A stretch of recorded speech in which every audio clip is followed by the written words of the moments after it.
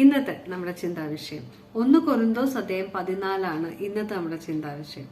ഈ ഒരു അധ്യായത്തില് ഏറ്റവും പ്രധാനപ്പെട്ട ചില കാര്യങ്ങൾ എന്ന് പറഞ്ഞാല് പരിശുദ്ധാത്മാവിന്റെ ദാനങ്ങളെ പറ്റി മുമ്പൊരു എപ്പിസോഡിൽ പറഞ്ഞിട്ടുണ്ടായിരുന്നു. പക്ഷെ ഇവിടെ ഏതാണ് ഏറ്റവും ശ്രേഷ്ഠമായ ദാനമെന്ന് പൗലോസ്ലീഹ വ്യക്തമാക്കി തരികയാണ് വിശ്വാസികൾക്ക് വേണ്ടിയിട്ട്.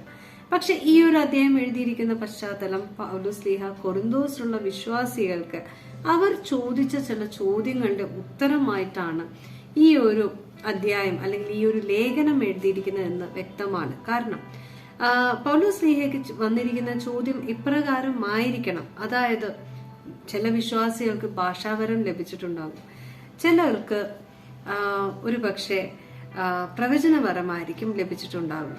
നമ്മൾ ആലോചിക്കണം, ഈ പൗലോസ്ലീഹ ഈ എഴുതുന്ന ഈ കാലഘട്ടത്തിൽ ഒരുപാട് പരിശുദ്ധാത്മാവിന്റെ ദാനങ്ങൾ ഒത്തിരി ആൾക്കാരിലേക്ക് ലഭിക്കുന്ന അല്ലെങ്കിൽ ലഭ്യമാകുന്ന ഒരു കാലഘട്ടമായിരുന്നു. കാരണം ഒത്തിരി വിശ്വാസങ്ങൾ അല്ലെങ്കിൽ വിശ്വാസികൾ ഉണർന്ന് പ്രവർത്തിക്കുന്ന ഒരു കാലഘട്ടത്തിലാണ് പൗലോസ്ലീഹ ഈ ഒരു ലേഖനം എഴുതുന്നത് എന്നത് വളരെ വ്യക്തമാണ്. അപ്പോൾ ഒത്തിരി അവിശ്വാസികളുണ്ട് എങ്കിൽ പോലും വിശ്വാസികളുടെ എണ്ണം കൂടി വരുന്നതും അവർ വിശ്വസിക്കുന്നതിന്റെ ആഴം അല്ലെങ്കിൽ അവരുടെ വിശ്വാസത്തിന്റെ ആഴം വളരെ ആഴ്ന്ന് കിടക്കുന്നത് നമുക്ക് മനസ്സിലാക്കാൻ സാധിക്കും. അപ്പൊ അങ്ങനെ ഒരു സാഹചര്യത്തിൽ ചോദിച്ച ഒരു ചോദ്യമായിരിക്കണം അതിന്റെ ഉത്തരം എന്നോണമാണ് പൗലോസ്ലീഹ ഈ ഒരു ലേഖനം എഴുതുന്നത്. അതായത് ഭാഷാവരമാണോ അതോ പ്രവചനവരമാണോ, ഇതിൽ ഏതാണ് ഏറ്റവും ശ്രേഷ്ഠം എന്ന ചോദ്യത്തിനെ ബേസ് ചെയ്തിട്ടാണ് ഈ ഒരു അധ്യായം എഴുതിയിരിക്കുന്നതെന്ന് വളരെയധികം വ്യക്തമാണ്. പക്ഷെ ഈ ഒരു അധ്യായം തുടങ്ങുന്നത് പൗലോസ്ലീഹ പറയുന്നത് എന്തൊക്കെ ദാനങ്ങൾ കിട്ടിയാൽ സ്നേഹം തന്നെയാണ് ഏറ്റവും പ്രധാനപ്പെട്ടത്. സ്നേഹം സർവോത്കൃഷ്ടമാണ്. എല്ലാത്തിനും ശ്രേഷ്ഠമായിട്ടുള്ളത് പരസ്പരം സ്നേഹിക്കാനുള്ള കഴിവ്. ആ ഒരു ദാനം അതാണ് നമുക്ക് വേണ്ടത്. എന്തൊക്കെ നേടിയാലും വീണ്ടും വീണ്ടും പൗലോസ്ലീഹ ഓർമ്മിപ്പിക്കുകയാണ്, നമുക്ക് മറ്റുള്ളവരെ സ്നേഹിക്കാൻ സാധിക്കുന്നില്ലെങ്കിൽ എന്തൊക്കെ ദാനങ്ങൾ കിട്ടിയിട്ടും ഒരു കാര്യവുമില്ല. അപ്പോൾ ആ ഒരു സ്റ്റേറ്റ്മെന്റിൽ നിന്നാണ് പൗലോസ്ലീഹ ഈ ഒരു അധ്യായം തുടങ്ങുന്നത്. പക്ഷെ ഈ ഒരു അധ്യായത്തിൽ പൗലോസ്ലീഹ വ്യക്തമാക്കി തരികയാണ് പലതരം ദാനങ്ങളുണ്ട്. ഒരേ ആത്മാവ് തന്നെയാണ് പലർക്കും പലതരത്തിലുള്ള ദാനങ്ങൾ കൊടുക്കുന്നത്. അതിൽപ്പെട്ട 2 പ്രധാനപ്പെട്ട ദാനങ്ങളാണ്, ഒന്ന് ഭാഷാവരവും മറ്റൊന്ന് പ്രവചനവരവും. അതായത് സ്പീക്കിംഗ് ടങ്സ്, അന്യഭാഷയിൽ അല്ലെങ്കിൽ മറുഭാഷയിൽ സംസാരിക്കാനുള്ള ഗിഫ്റ്റ്, അതൊരു ഗിഫ്റ്റാണ്. മറ്റൊരു ഗിഫ്റ്റ് എന്ന് പറയുന്നത് ഒരു തരത്തിൽ പറഞ്ഞ പ്രൊഫസി, അതായത് നമുക്ക് ഭാവിയെ പറ്റി കൂടുതൽ വ്യക്തമായിട്ട് അറിയാൻ പറ്റുന്ന അല്ലെങ്കിൽ പ്രവചിക്കാൻ സാധിക്കുന്ന പ്രവചന ശക്തി അല്ലെങ്കിൽ പ്രവചന വരം എന്ന് പറയുന്ന രണ്ടാമത്തെ ഗിഫ്റ്റ്. അപ്പൊ ഈ 2 ഗിഫ്റ്റുകളും തരുന്നത് ഒരേ ആത്മാവാണ്, പക്ഷെ പല വ്യക്തികൾക്കാണ്. പക്ഷെ പൗലോസ്ലീഹ പറയുകയാണ് ഇതിൽ ഏതാണ് കൂടുതൽ ശ്രേഷ്ഠമെന്ന് ചോദിച്ചാൽ പൗലോസ്ലീഹ പറയുന്നത് അത് പ്രവചനവരം തന്നെയാണ്. ഭാഷാവരമാണ്. നമ്മൾ ഒരു ധ്യാനത്തിനൊക്കെ പോയാൽ നമുക്കറിയാം പലർക്കും ഭാഷാവരം ഒത്തിരി കിട്ടുന്നുണ്ട്. അപ്പൊ അതിനെ പൗലോസ്ലീഹ ചെറുതാക്കി കാണുകയല്ല, പക്ഷെ അതൊരു നല്ലൊരു ഗിഫ്റ്റാണ്. പക്ഷെ അതിന് ചില ലിമിറ്റേഷൻസ് ഉണ്ട്. അതിൽ ഏറ്റവും പ്രധാനപ്പെട്ട ലിമിറ്റേഷൻ എന്ന് പറഞ്ഞാല് ഭാഷാവരം കിട്ടുന്നവർക്ക് ദൈവവുമായിട്ട് ഡയറക്റ്റ് കമ്മ്യൂണിക്കേറ്റ് ചെയ്യാൻ ഉള്ള ഒരു വലിയൊരു അനുഗ്രഹമാണ് കിട്ടുന്നത്.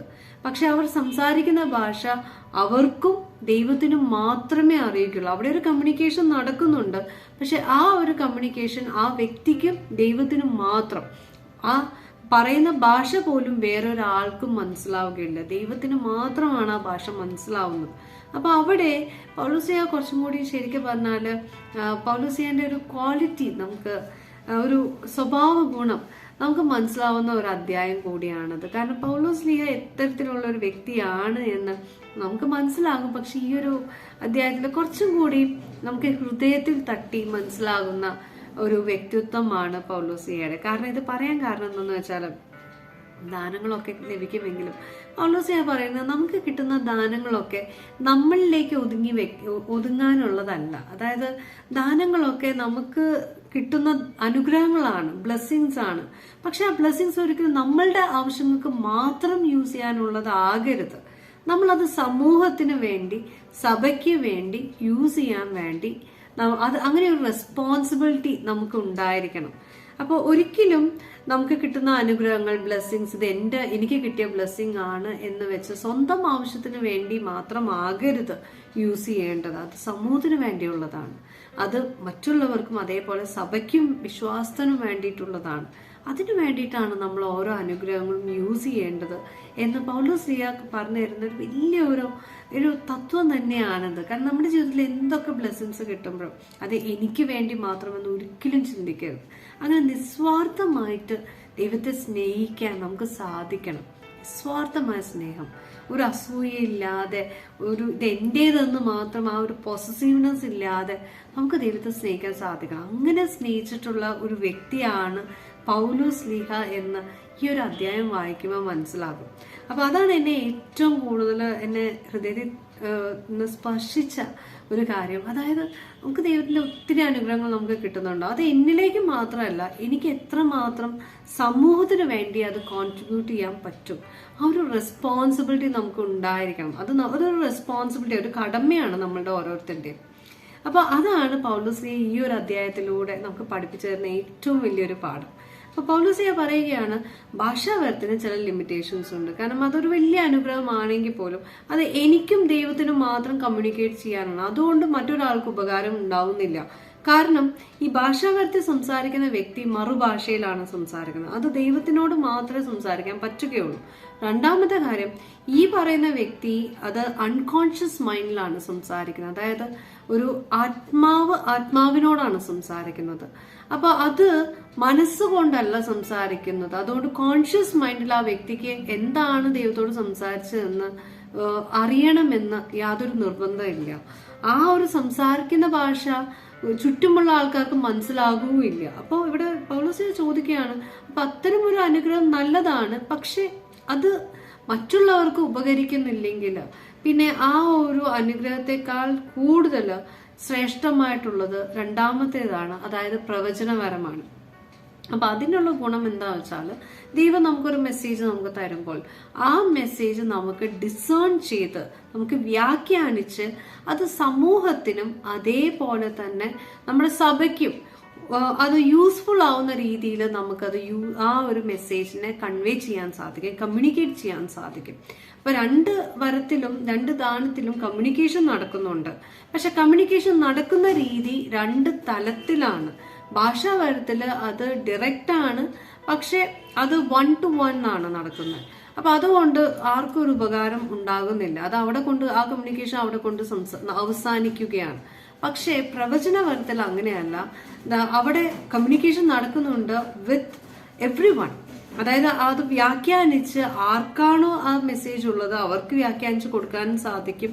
അതേപോലെ തന്നെ അത് സഭയ്ക്കും അത് സമൂഹത്തിനും വേണ്ടി അത് കൺവേ ചെയ്യാൻ സാധിക്കും. അപ്പൊ ഇത്തരത്തിലുള്ള ഒരു ദാനത്തിന് വേണ്ടിയാണ് നമ്മൾ യാചിക്കേണ്ടത്. നമുക്ക് വേണ്ടി മാത്രമാകരുത് ബ്ലെസ്സിങ്സ് അത് മറ്റുള്ളവർക്ക് എത്തത്തക്ക രീതിയിൽ നമുക്ക് എങ്ങനെ നമ്മളെ തന്നെ ഒരുക്കിയെടുക്കാമെന്നും കൂടി പൗലോസ്ലീഹ ഈ ഒരു അധ്യായത്തിലൂടെ നമ്മൾ ഓർമ്മപ്പെടുത്തുകയാണ്. അപ്പോൾ ഇവിടെ പൗലോസ്ലീഹ പറയുന്ന ഒരു കാര്യം, നമ്മൾ ഭാഷാപരമുള്ളവരാണെങ്കിൽ കൂടി അവർ യാചിക്കേണ്ടത് പ്രവചനവരം കൂടി ഒപ്പം കിട്ടാൻ വേണ്ടിയിട്ടാണ്. കാരണം അപ്പൊ രണ്ടും ഉണ്ടെങ്കിൽ അവർക്ക് കിട്ടിയിട്ടുള്ള ഡയറക്റ്റ് മെസ്സേജ് അവർക്ക് അത് ഡിസേൺ ചെയ്ത് അത് മറ്റുള്ളവരിലേക്ക് എത്തിക്കാൻ സാധിക്കും.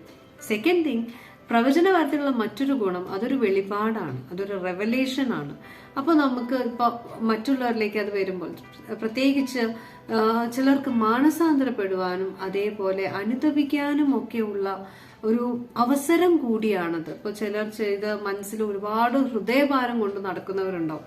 പ്രവചനവരം ലഭിച്ചിട്ടുള്ളവർക്ക് മറ്റേ വ്യക്തിയുടെ ഹൃദയത്തിലുള്ള വേദന അറിയാൻ സാധിക്കുകയും ആ വ്യക്തിയെ അനുതപിക്കാനും മാനസാന്തരത്തിലേക്ക് നയിക്കുവാനും ഈ പ്രവചനവരം ലഭിച്ചിട്ടുള്ള വ്യക്തികൾക്ക് സാധിക്കുമെന്ന് പൗലോസ്ലീഹ പറയുകയാണ്. അപ്പോ അതുകൊണ്ട് തന്നെ എങ്ങനെ നോക്കിയാലും പ്രവചനപരമാണ് ഏറ്റവും ശ്രേഷ്ഠമെന്ന് പൗലോസ്ലീഹ ഈ ഒരു അധ്യായത്തിലൂടെ സ്ഥാപിക്കുന്നു.